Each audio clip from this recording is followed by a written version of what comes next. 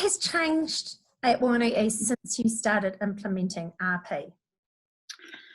There's been lots of changes. The biggest change that I've seen definitely is the change in behaviour and language that goes in our school now. There's a lot more, not so much major behaviours, but there's more minor behaviours. And staff and students both know how to deal with things a lot better, obviously using the RP language and stuff. So I think that's what the biggest change has been for our school, just really, knowing that language and using it every day. Like, how did you go about training your staff and getting them on board? There had to be a lot of, what do you call them, like icebreaker moments, and obviously meetings around what restorative practice is, but also whenever you implement something new into a school, you always have to have staff buy-in, because if you don't have staff buy-in, are they going to do it? Probably not. So there was a lot of, I wouldn't say like optional, but there was a lot of stuff that I would bring to the table and ask the staff what their thoughts were, and then we would develop it as a team and a staff, which is really important. It took some staff longer than others to get their head around restorative practice, and obviously we all come from different parts of the square. Yeah, the window. The window, yeah. So it took longer for some because they had to learn how to be in that width box, not the 4 or the 2 box, but yeah. And your data? Yeah, so what we've noticed now is that the major problems have been a lot less. So at the beginning when we first started, we were having, say, for example, 20 majors and 3 minors. But now it's switched around, so it's like 3 majors and 20 minors, which is quite interesting. Yeah. Overall, from when I did a survey a little while ago, they just love it.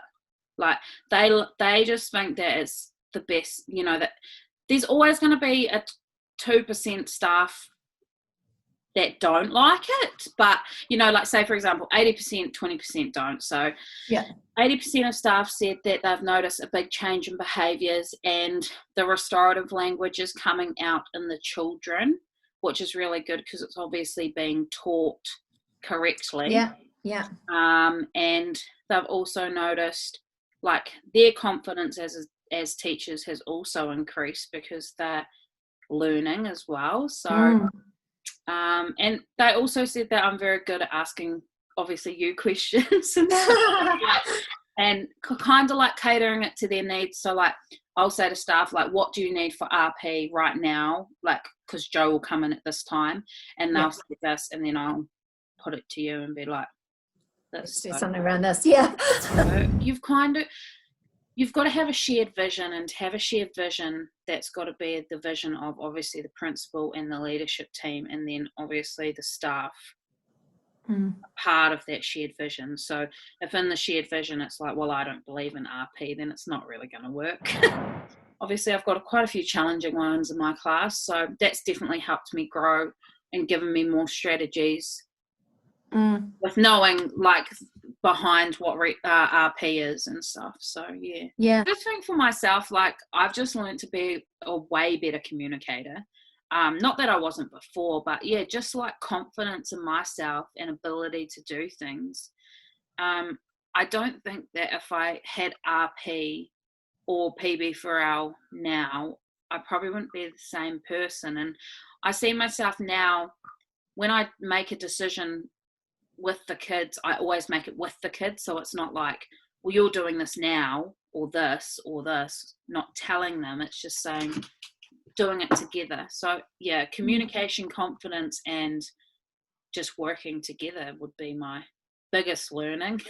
To sum it up in a nutshell. Not making like a bit, and it's also learning about picking your battles too, like a little bit, because if, for example, like this is just an example, like if you yell at a child, which I don't even yell, I just use my disappointing voice.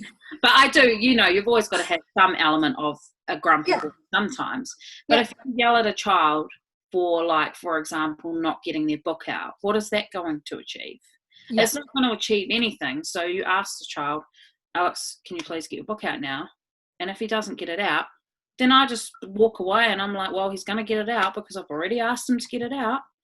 Instead of yelling at him and making a big, huge thing about it, I just pulled this child aside and I said, Alex, I actually need you to get your book out now so you can actually start your learning. And he just did it straight away.